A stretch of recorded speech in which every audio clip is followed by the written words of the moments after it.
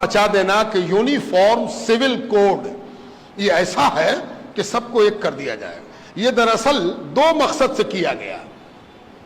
उस मकसद को जान लीजिए।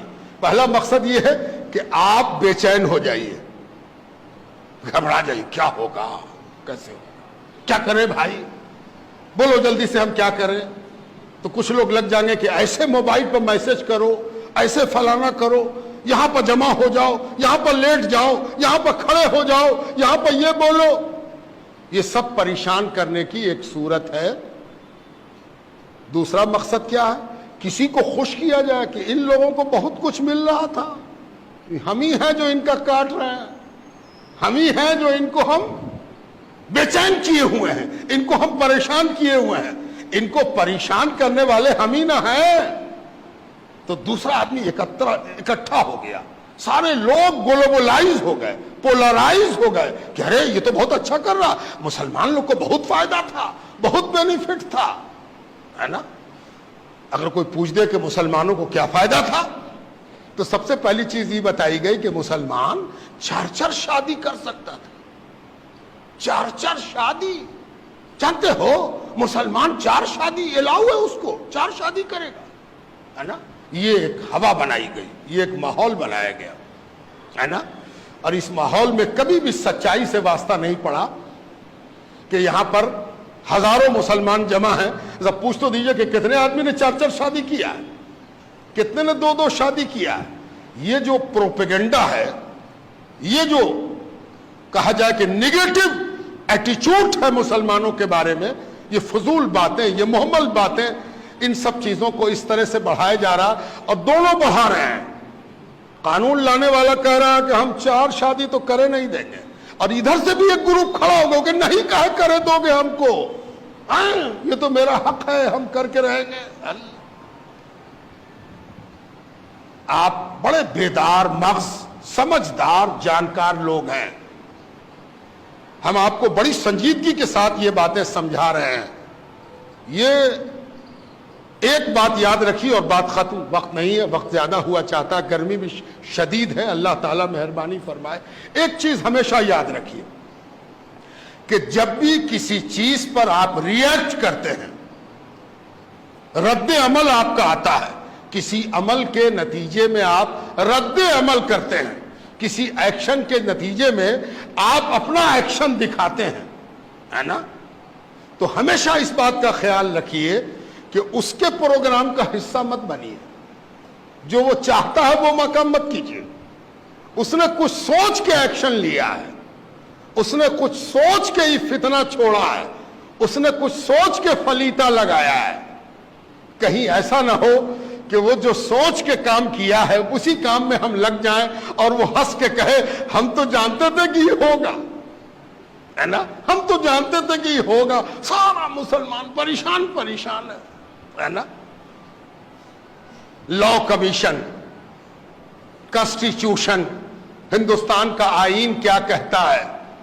हिंदुस्तान के आईन का एक आर्टिकल है 44 आर्टिकल। वक्त नहीं, वरना मैं तो तफसील में जाके आपको सुनाता और समझाता बात को। 44 आर्टिकल में हमारे आईन में, हमारा संविधान, उसमें एक बात कही गई है कि इस मुल्क के रहने वालों के लिए एक जैसा कानून होगा, एक जैसा कानून होना चाहिए। बड़ी अच्छी बात है, इससे कौन इनकार करता है? मसला बात से पैदा नहीं होता, बात के इंटरप्रिटेशन से पैदा होता है। कैसे हम उस बात को लेते हैं और उस बात से क्या समझते हैं, इससे मसला पैदा होता है। अगर कोई कहे कि इस पूरे मुल्क में एक तरह का कानून हो, कौन सी बुरी बात है भाई?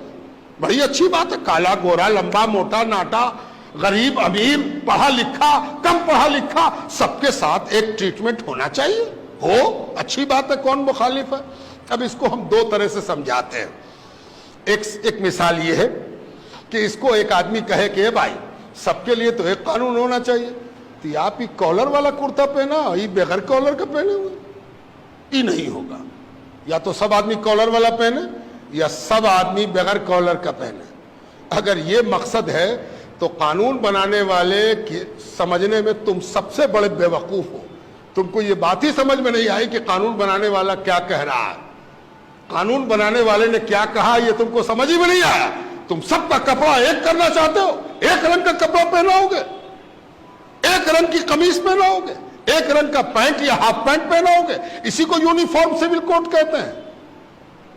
असल मकसूद उसका यह है कि इस मुल्क में हर आदमी आजाद होगा कि वो जो कपड़ा पहने उसमें कॉलर हो कि ना हो, ब्लू हो कि उजला हो कि हरा हो कि नीला हो कि पीला हो। ये यूनिफॉर्म सिविल कोड है। यूनिफॉर्म सिविल कोड के मतलब ये है कि हर हिंदुस्तानी को यह हक हासिल है कि वो अपनी तबीयत के मुताबिक कपड़ा पहने, अपनी तबीयत के मुताबिक लिबास इख्तियार करे।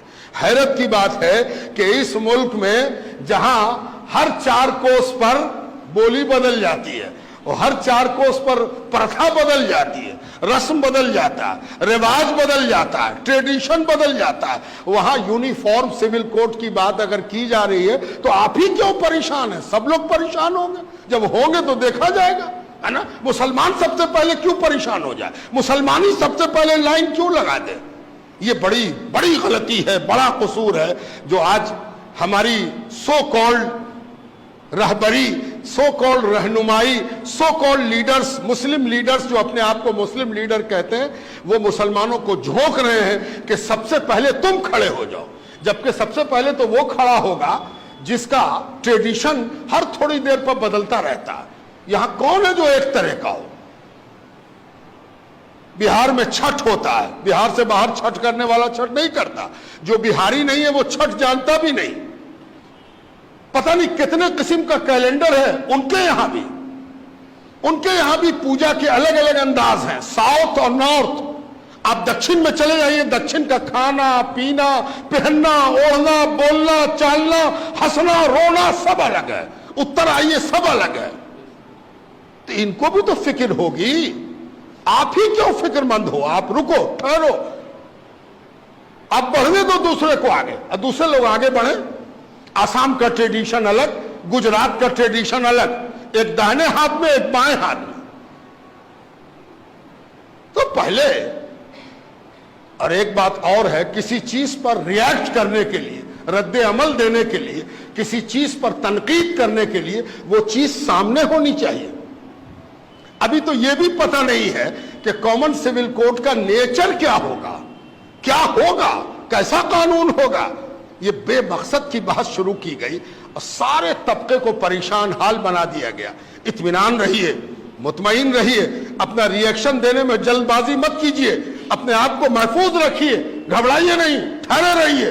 कोई डरने और घबराने की बात नहीं है, इत्मीनान से अपने जगह पर रहिए। वक्त आवेगा, देखा जाएगा कि क्या वो करते हैं, कैसे वो करते हैं। उनके यहाँ भी बहुत से इख्तिलाफात हैं, उन इख्तिलाफात को वो कैसे एक करते हैं और सब मिलके कैसे पाट लेते हैं। जैसे आपके यहाँ विरासत का कानून है, वैसे ही उनके यहाँ भी विरासत का कानून है। वो भी अपनी विरासत के सिलसिले में अपना कानून रखते हैं। ईसाई का अपना कानून, हिंदुओं का अपना कानून, बौद्धों का अपना कानून, पारसियों का अपना कानून, मुसलमानों का अपना कानून। जब इस मसले में कोई नक्शा साफ होगा तब हम लोग रिएक्ट करेंगे और हम लोग इस सिलसिले में सोचेंगे। अभी बहुत ज्यादा परेशान होना, अपनी हरारत बढ़ा लेना, अपना बुखार बढ़ा लेना, परेशान होना कि हमको क्या करना है। ये वोटिंग नहीं है कि हर आदमी जाके वोट दे आवे, रेफरेंडम नहीं है कि हर आदमी जाके अपनी राय दर्ज करा दे। इत्मीनान से बैठे।